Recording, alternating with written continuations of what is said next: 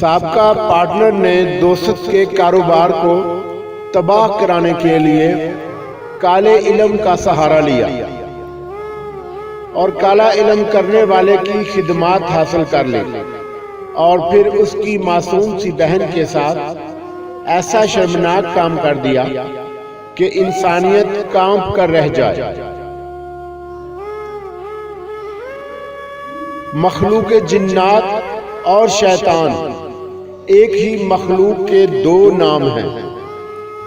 جنات انسانوں کے خون میں شامل ہو کر اس کے دماغ پر قبضہ کر لیتے ہیں اور متاثرہ فرد کو اپنے مطابق زندگی گزارنے اور احکامات پر عمل کرنے پر مجبور کر دیتے ہیں۔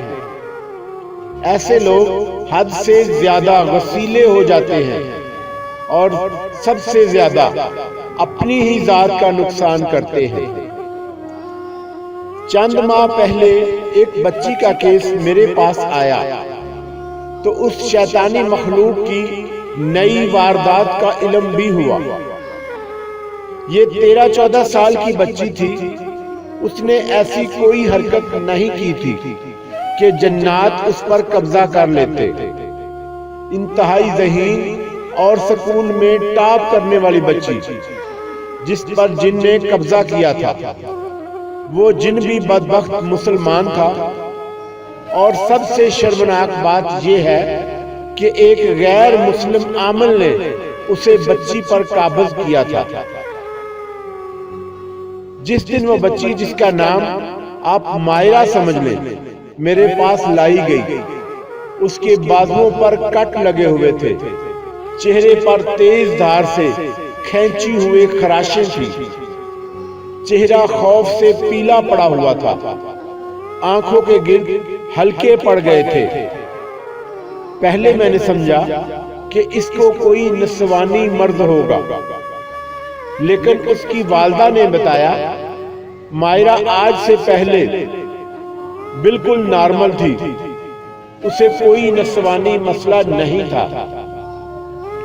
مگر اچانک چند ہفتے پہلے جب یہ سکون سے گھر آئی تو میں نے اسے ختم شریف سے آئی ہوئی کھیر کھانے کو دی تو اس نے ایک لقمہ لیتے ہی کیا کر دی۔ اس کا جی اتنا گھبرایا کہ آنکھیں تک پلٹ گئی اور اس کی آواز بھاری ہو گئی، اور تب ہمیں معلوم ہوا کہ اس کے اندر کوئی جناتی قوت ہے۔ پہلے تو ہم نے پاس ہی محلے کی مسجد کے امام صاحب سے دم کرایا، مگر اس کی حالت مزید بگڑ گئی۔ اگلے روز اس کے بھائی کا ایکسیڈنٹ ہو گیا، اور تیسرے دن جب اس کی دکان میں آگ لگ گئی تو ہمارے ہاتھ پیر پھول گئے۔ اس لیے ہم نے عاملوں اور پیروں فقیروں کی جانب بھاگنا شروع کر دیا، لیکن مرض بڑھتا ہی گیا جوں جوں دوا کی۔ مائرہ کی حالت اتنی بگڑ گئی کہ راتوں کو یہ اٹھ اٹھ کر چیخیں مارتی تھی۔ اس کے اندر کوئی چیز ظاہر ہوتی ہے اور وہ دھمکیاں دیتی ہے کہ میں تم سب کو مار ڈالوں گا۔ وہی اس کو زخم لگاتی ہے۔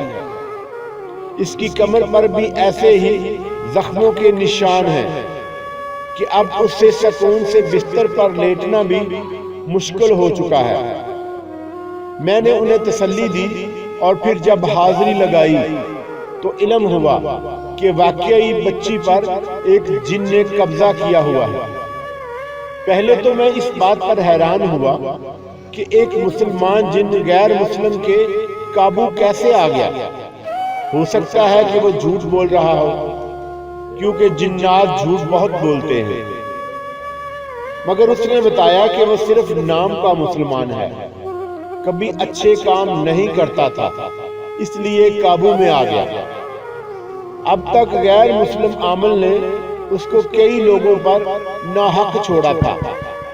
تحقیق کرنے پر معلوم ہوا کہ عامل کی ان کے گھر والوں سے براہ راست کوئی دشمنی نہیں تھی، تاہم اس کے بھائی کا اپنے پارٹنر سے جھگڑا ہو گیا تو اس نے اپنا کاروبار الگ کر لیا، جس کا پارٹنر کو شدید رنج تھا، اور اس نے کالا علم کرنے والے عامل کو اچھے بھلے پیسے دے کر اسے برباد کرانا شروع کر دیا۔ عامل نے اسے واضح بتایا کہ اس کا پارٹنر زیادہ تر تسبیحات کرتا اور وضو میں رہتا ہے، اس لیے اس کو فوری قابو کرنا مشکل ہوگا۔ لہٰذا اس نے اپنی ایک ایجنٹ عورت کی مدد سے مائرہ کے گھر سے اس کے بالوں کا ایک گچھا حاصل کیا اور پھر عمل باندھ کر اس جن کو اس پر مسلط کر دیا۔ اللہ کا شکر ہے کہ چند دنوں کے علاج سے مائرہ کی اس سے جن سے جان چھوٹ گئی اور وہ صحت یاب ہونے لگی۔ اس واقعے سے احساس ہوا کہ ہم لوگ حسد اور کینہ کے لیے اب ایک دوسرے سے انسانوں کی طرح پیش آنے کی بھی امید چھوڑ دیتے ہیں۔ انتقام اور نفرت کے لیے شیطانی کام کرنے پر اتر آتے ہیں اور کوئی مصالحانہ کام کرنے کی بجائے اپنی قوتیں گندے کاموں میں لگا دیتے ہیں اور اپنی دنیا اور آخرت تباہ کرنے پر تل جاتے ہیں۔ میرا تجربہ ہے کہ جو لوگ کسی پر کالا جادو کرواتے یا کوئی بھی سحری عمل کرا کے کسی بے گناہ پر ظلم کرتے ہیں، یہ قانون قدرت ہے کہ وہ خود بھی ایک دن اسی آگ میں جلتے ہیں۔ جادو ٹونا کا نظام ایسا ہے کہ ایک دن یہ شکاری کو خود شکار بھی کرتا ہے۔ کالا علم کرنے والے تو اس سب سے بدترین نشانہ بنتے ہیں، ان کی اولادیں برباد ہو جاتی ہیں، دنیا اتنے تنگ ہو جاتی ہے اور ان پر وہ مر مر کے جیتے ہیں۔ اللہ ہم سب کو اس عبرتناک زندگی سے بچائے، آمین یا رب العالمین۔